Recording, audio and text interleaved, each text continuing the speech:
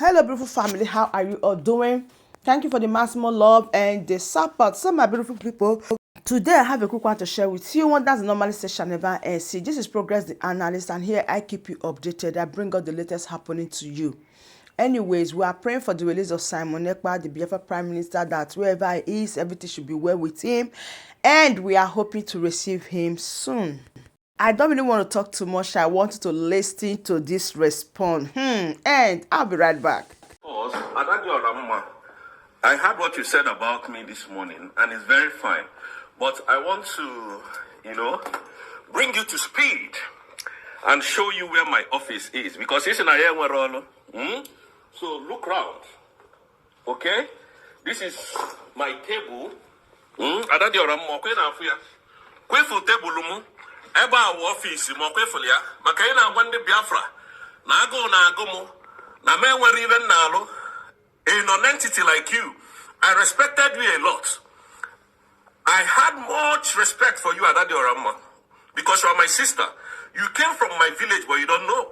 You came from the same place I came from. And today you are insulting me on social media. I welcome it. This is my office, Adadi Orama. Okay for ya?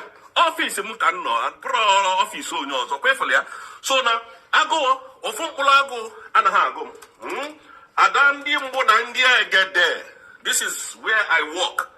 Okay, for no laptop if I go Ada, let me face you this morning because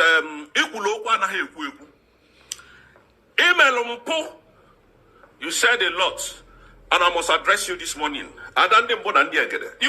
A very disgraceful woman.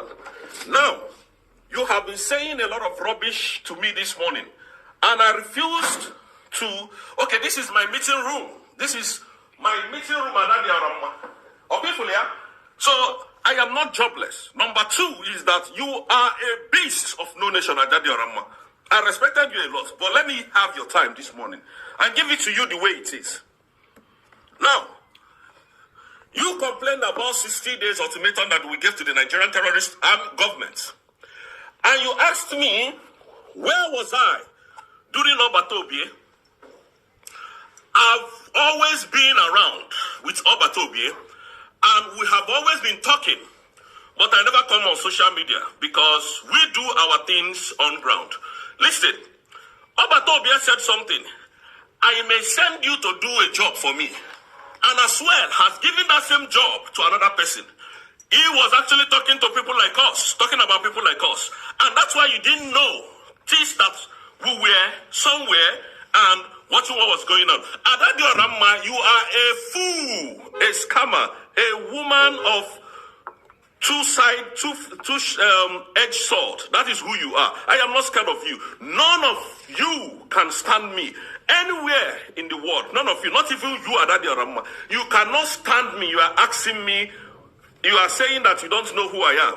You must not know who I am. Now that Obato Obie had problem, this is the time you should know the people that we are. What kind of human being are you? Adadi Arama, you are a very wicked woman. You are heartless. Just because you cannot control Dr. Madam Ngozi Orabueze, she became your enemy. People like you are people who hate what they can't conquer, fear what they don't understand. And that is your kind of person. You think I have time to come here to battle word with you? You think I have time to come here to challenge anything that you say? You are a beast of no nation, and I have to repeat it, and that is the same way it will stand. Adadi Orama, you claim that Madam Ngozi Orabueze gives me money. Anybody that gives me money, and I collected money from that individual in this struggle to blackmail anybody, may it not be well with me. And I challenge you, Azadi Orama, the same way you challenge me over Ogenkere, to bring evidence that Ogenkere collected money from the Nigerian terrorist government to destroy the redeclaration of Biafra on the 2nd of December. You are challenging me to bring evidence. Adadi Orama, as well as I am going to challenge you this very morning to bring evidence that Madam Ngozi Orabueze is paying me money to do what I'm doing on social media. You are a very wicked woman. Akuna na akuna. Old woman na akuna. At her old age. Eba, we know that country you are. You no get level at all. You said I didn't come to Finland. I wasn't able to come to Finland because I was writing exams. And I made the exam. On that, my exam started on the 20th. I was writing exam. I was planning to come to Finland on that day. I was writing exam, my brothers. And I made the exam.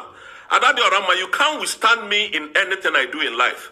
You cannot stand me when you see me on the road. Not on this earth. Adadi Orama, I am way more bigger than you. Forget this social media. If I'm knows you have one because you are a fool, you are an idiot. I thought you were a human being. Emana mmadụ dịka gị onye nnọọ ka ị na-ekwu okwu eche na onwe ihe dị gị n'isi amaghị na ala ya bụ before ịpụta iwelu ndị mbụ na ndị egede agbala eme vidiyo you are a fool mmadụ iwe eche na ịmakwado iwe ị na-echalụ mmadụ dịka mụ let us zoom na ndị a very low person na m enweghị level ị na-echa mmadụ dịka mụ dị low enwere ihe ọ bụ wee na-agwa m war na social media. Thank God that they kicked you out from that cabinet because you were destruction to the cabinet. And since Yanwa, and that's a blackmail. And you had to prepare. Hold on. And since Yanwa, they kicked you out. No secret is leaking anymore.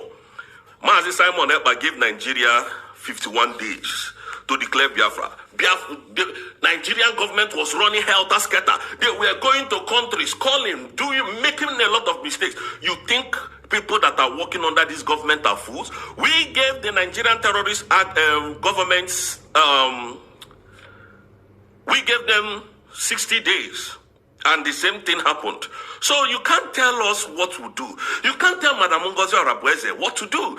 And when the technocrats, now look with Madam Ngozi Arabweze, they have lawyers, they have, engineers, they have doctors, they have a lot of granted, educated elite. Adadi Orama, what is your qualification? Gene ke go na school. You are a nobody. And that is why nobody knows you. And that is why you will remain a failure. Ogen Kere remains a thief until proven not guilty. He remains a suspect in this matter until he's proven not guilty. Ogen Kere, why did you immediately after the redeclaration of the independent state of Biafra on the 29th of November 2024, why did you bring out memo to overthrow your prime minister? Ono futauna na emen kohili. Adadi Orama, bring it on. I will never back down. I will never step 1 foot back in this repression. You stupid and hopeless fool. Bribe. Listen to the rubbish she was saying this morning. Listen to the rubbish. Very eccentric and a very hopeless woman. A serious mistake. Listen. I challenge this idiot to bring out that proof. Because it's in the consign. This man is an idiot, a criminal. Now, she called me an idiot and a criminal. I do not know what I have stolen. They don't have any other thing. They are hitting the brick walls. They can't go forward. They can't go back. So Anasia chose anything that they will hold on to support their evil. These people are very demonic. They are very bad people. Adadi Orama, I have a wonderful job in where I live. I have a good job. In fact, I stay in my own house. I don't live in a rented apartment. You moron. This propaganda na gahali. You never liked Obatobie. You never respected him. People like you never respected Obatobie because if you do respect Obatobie, you wouldn't have put on this war that you are fighting. Obatobie, you never respected. You never liked him. You've waited if Madam Rabweze had done anything wrong to you. Rubbish. In a criminal. In a do I know who the hell you are? Do I know who the F you are? Do you think I can associate with people like you? No opportunity. You were working with sophisticated mind, people that had mind. There is nothing that is happening in the southeast today that you have condemned. Adandi Ocho. Eputi walaja na deceive on the buy. You moron, you ask big idiot ke wa ma don't know okay the diva. In a Bongozi Arabweza, in a Biafra. Can you do what she has done or what she's doing? Are you a doctor? Do you know how to coordinate your words? Are you even articulated in your speech? No, you are not. Each all power by all means. Nobody. Each of this war, I will give it to you times 10. I'm over here. The human being. No. If your mission was not to destroy the redeclaration of the independent state of Biafra, please, okay, Kerry, come out to talk to Biafrans. You cannot just stay in one place every single day to accuse Dr. Mrs. Ngozi Orabweze. The woman is so angry when we mention that name. Because Biafra you came to deceive our people. You came to fight Biafrans. You came to fight the right people in power that Obatobia has kept in power. Why is our plan? Why is your You see, they have nothing again. I should be the last person, this lady, Anovia, Quesilina attack. I should be the last person. I am the last person. I don't know her. This is the same Adadi Orama. When Jolly with the number mado na been a London. Mboya, see Ada, because any so number. Ada will quietly send the yellow message. Nyam number the person. Oluzie tata, Ada wana choka muni abawa. This same Adadi Orama. Oh, Mbwabata no space. I never space. Or say I should call her. I should do this. Being that I'm a gomi dim mother, Munafa I didn't call her. Oluzieta to face him. Boyfriend Genkiri. Ocha Onochaya Nayama Hive.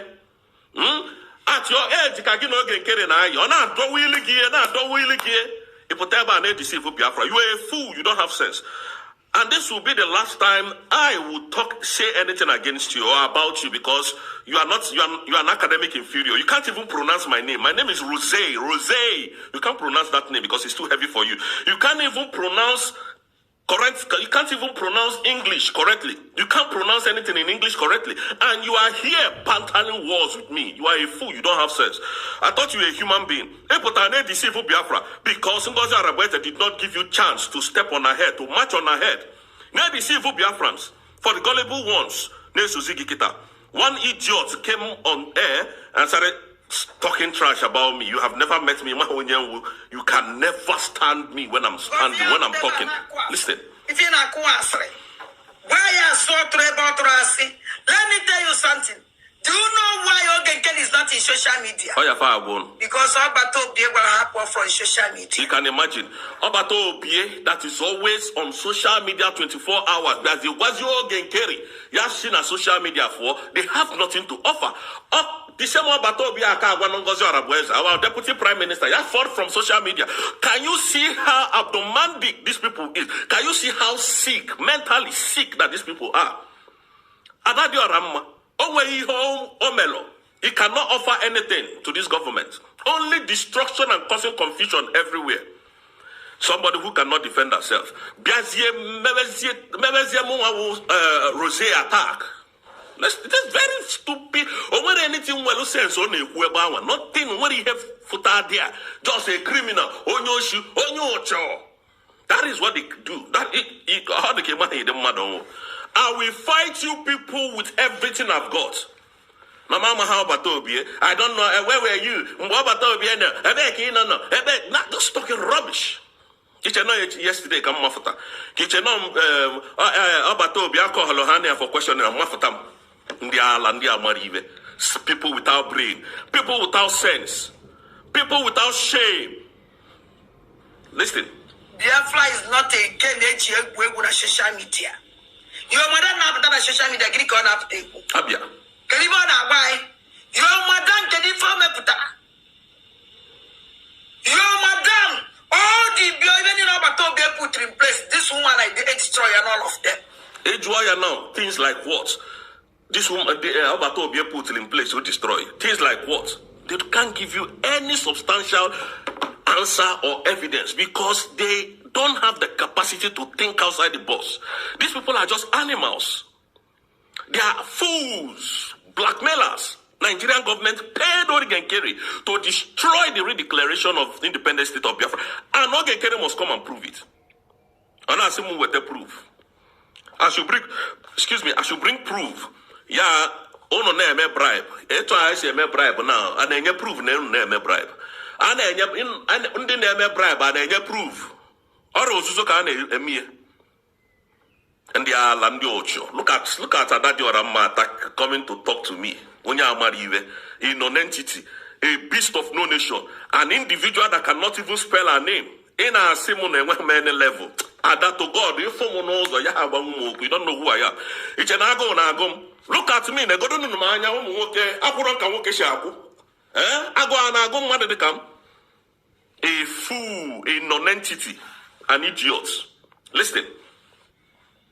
To Biafra, get go ya Biafra. Can you boy Agafa? Do I need to know that Ogan Biafra so that all was in bed to Obi? Because no Biafra no Obi. That's all. But all Mandela Biafra won't go so la base. Akoko. One year Biafra, which had character, with everything, we know that. I need to gather why on social media. Ngozi Arabweze sold Biafra with her character, with her everything. But look at this kind of, stupid allegations without any proof of evidence. Unnatural evidence, so stupid allegation without any proof. They are just doing the bidding of Ogen Kerry. Onya haku was who na ebo bi na ke askeba hamamu but the ones in as no baby. This stupid woman put an challenge. Other wagon and one or work and Malive Costolia. Biafrans have cost you Abu Gono. They are Unyala. Biafran Liberation Army now overseas up to today. AK Jirifa. Go and ask sponsor. Abia. Call your madam ask sponsor. Okay. Now you can see just propaganda propagating everything. Just propagating everything. They want to turn the soldiers around to, be on their side. They could not do it. They want to, use the soldiers to intimidate, suppress Biafrans. They could not do it. Now they are just very confused. The last person in the government, Kono Potalo, Ke Potalo. Well,